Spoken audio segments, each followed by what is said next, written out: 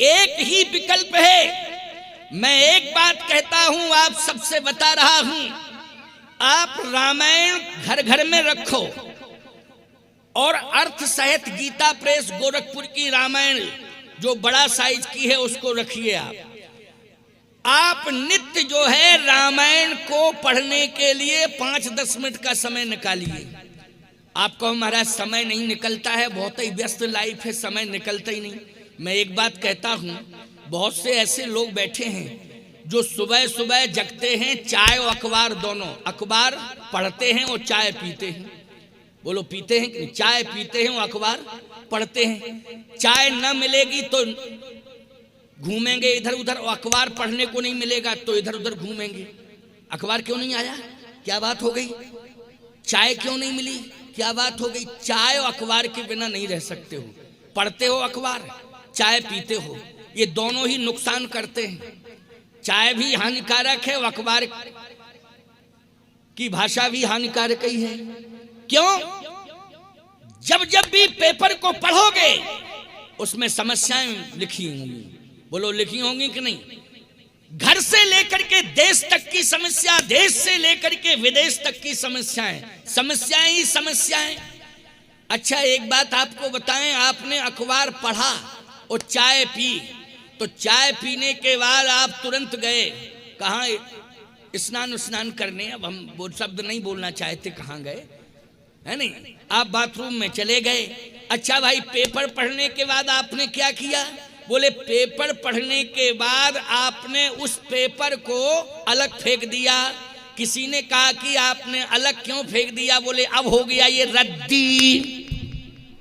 आपने क्या कहा? मैंने पढ़ लिया, ये पेपर क्या हो गया, अब मेरे मतलब का नहीं है, रद्दी हो गया। इसका मतलब है एक बार पेपर को पढ़ा, रद्दी हो गया पेपर। बोलो हो गया कि नहीं हो गया? लेकिन रामायण को आप जब पढ़ते हो तो ईमानदारी से बताओ, रामायण कभी पुरानी होती है? बोलो कोई माई का लाल बता दे कि ये कह दे कि कल तो पढ़ी थी, अब रामायण दूसरी लाओ, ये तो पुरानी हो गई।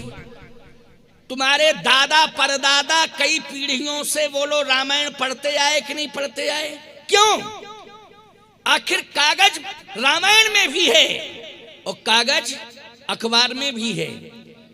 खबरें अखबार में छपी हुई हैं, ऐतिहासिक खबरें, पौराणिक खबरें रामायण में छपी हुई हैं। बोलो है कि नहीं?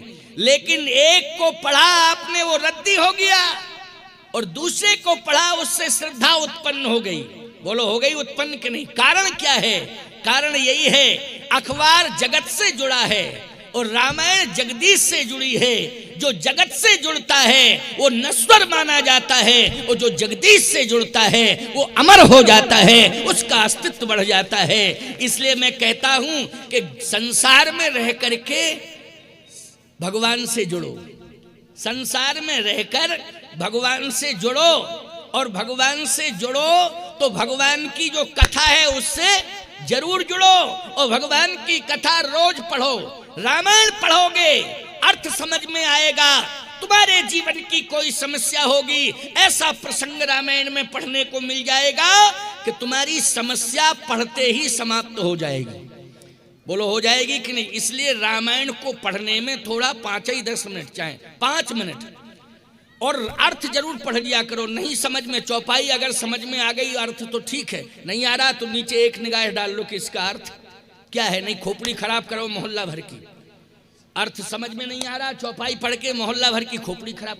आज तो ऐसा पढ़ लिया, समझाई में नहीं आया, क्या है समझाई में नहीं? अरे नीचे लिखा तो है, उसको समझो, है ना? वैसे समझाने के लिए हम बैठे हैं, लेकिन हम 24 घंटा तुम्हारे घर ही में बैठे रहेंगे? बोलो भाई कि तुम रामायण पढ़ो, हम अर्थ बतावें? बोलो भाई, क्या हम नारद हैं कि हर जगह प्रकट हो जाए तुरंत? भैया हम तो साल में एक बार आ सकते हैं और आपको समझा सकते हैं, बता सकते हैं, लेकिन इतनी बढ़िया व्यवस्था गीता प्रेस गोरखपुर ने दी है कि हर चौपाई के नीचे अर्थ है, हर दोहे के नीचे अर्थ है, हर छंद के नीचे अर्थ है। इसलिए अर्थ सहित रामायण पढ़ा करो। 5 मिनट का समय निकाल के ही रामायण पढ़ा करो, लेकिन हर घर में होना चाहिए, 2 होना चाहिए घर घर में। एक तो तुलसी कृत रामायण और दूसरा तुलसी दल। अगर तुलसी कृत तुलसी दल रहेगा तो हम तुम्हारी हर समस्या का समाधान होता रहेगा। तुलसी दल और तुलसी कृत, दो की विशेषता क्या है? कहे ताप हरत तुलसी जगत, तम हर करत प्रकाश। ओ दो तारण तरन है तुलसी तुलसी दास। बोले दोनों से ही कल्याण है, दोनों से ही उद्धार है। एक और महत्वपूर्ण बात सामने आई, क्या? भगवान शंकर ने कहा तुलसी रामचरित का विस्तार करो, तो तुलसीदास जी बालकांड से प्रारंभ किए रामायण और उत्तर कांड में पूर्ण कर दिए। कितने कांड बने बालकांड से लेके उत्तर कांड तक? 7। बोलो कितने बने? 7। ना 6 बने, ना 5 बने, ना 8 बने, ना 9 बने, 7 ही कांड बने। आपको महाराज ये 7 ही कांड क्यों बने? तुलसीदास जी 8वां कांड भी लिख सकते थे, 9वां कांड भी लिख सकते थे। अरे तुलसीदास जी महाराज ने केवल इतिहास ही नहीं लिखा है। तुम्हें लगता ये है कि ये रामायण कृति है, लेकिन ये कृति देखने में लग रही है ये साक्षात प्रभु श्री राम की आकृति है, लेकिन कृति के रूप में प्रकट हो गई। ये रामायण जी की आकृति है। अच्छा, मानव की आकृति के 7 अंग प्रमुख होते हैं, 7। 8वां अंग नहीं, 9वां, 7 ही अंग प्रमुख हैं। और भगवान राम जब नारायण से नर बने तो वो 7 अंग उनके, एक एक कांड एक एक अंग से जुड़ा है। संत तुलसीदास जी की परंपरा में नाभाजी महाराज हुए हैं। नाभाजी ने एक बहुत अच्छी बात लिखी, बालकांड प्रभु पाए। जिस समय उन्होंने भगवान का दर्शन किया संत नाभाजी ने, राजस्थान में उनका जन्म हुआ था संत नाभाजी का, तो नाभादास जी ने जैसे ही भगवान का प्रत्यक्ष दर्शन किया तो कहा, ओहो धन्य है तुलसीदास जी महाराज, हम समझते थे ये कृति है, लेकिन ये तो प्रभु राम की आकृति है। रामायण रामायण पढ़ते पढ़ते राम प्रकट हो गए। नाभादास जी रामायण पढ़ रहे थे और रामायण पढ़ते पढ़ते रामायण में ही राम प्रकट हो गए। नाभादास जी को दर्शन देने लगे, श्री राम जी प्रकट हो गए। तो देखा क्या? बोले बालकांड प्रभु पाए। बोले बालकांड पढ़ रहा था, ये तो प्रभु के पैर हैं।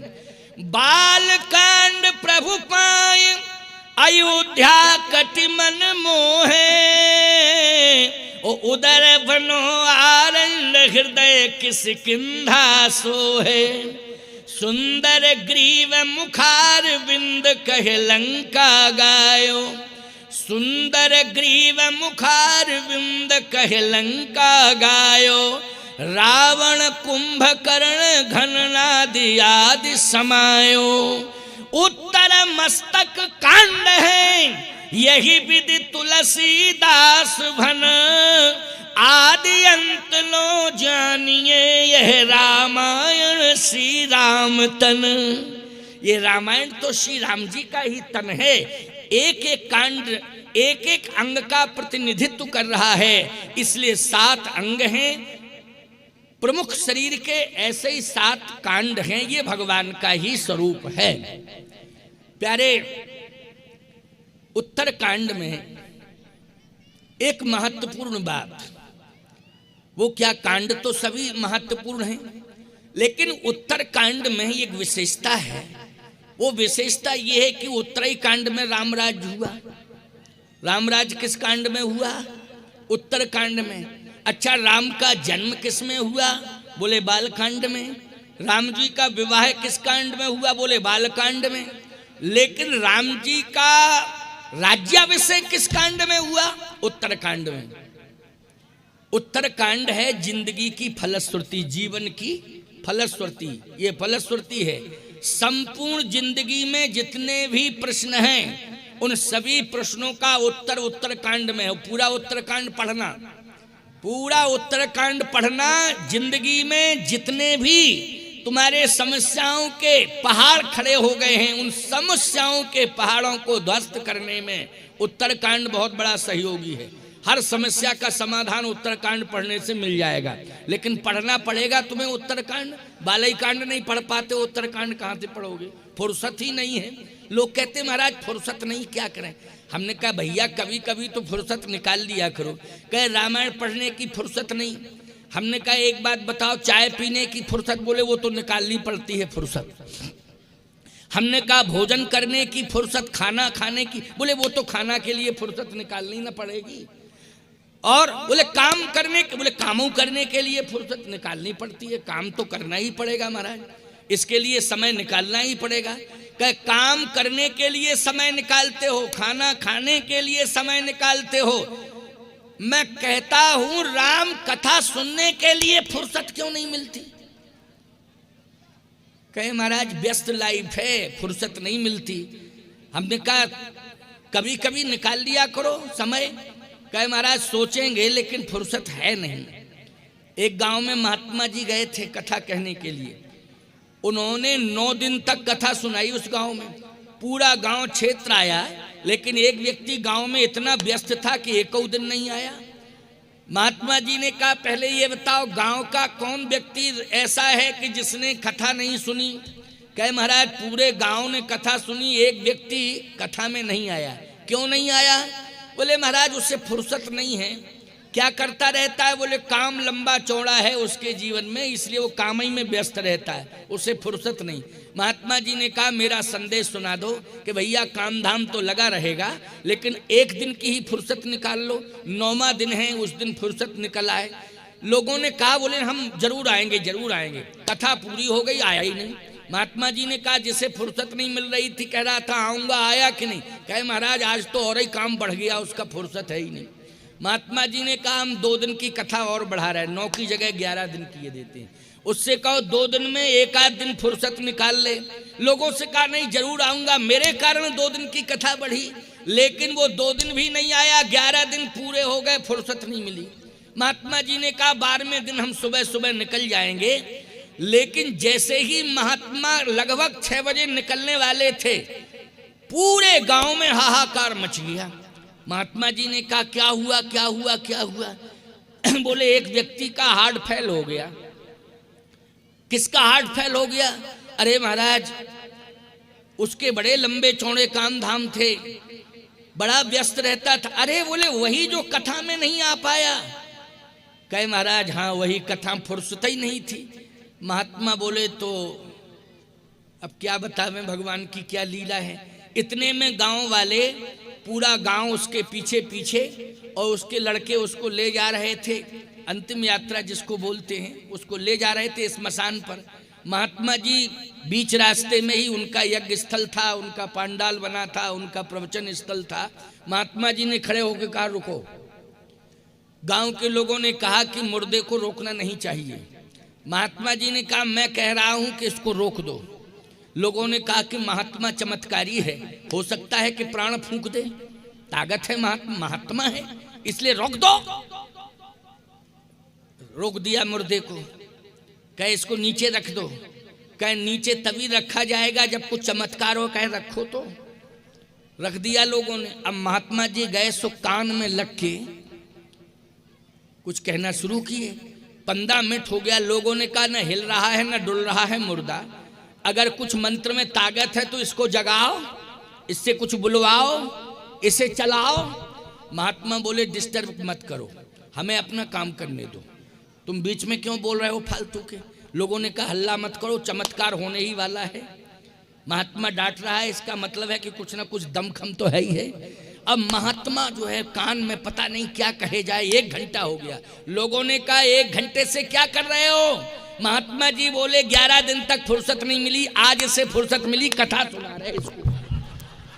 आज तो फुर्सत मिल गई, आज हम इसको कथा सुना रहे हैं। क्यों?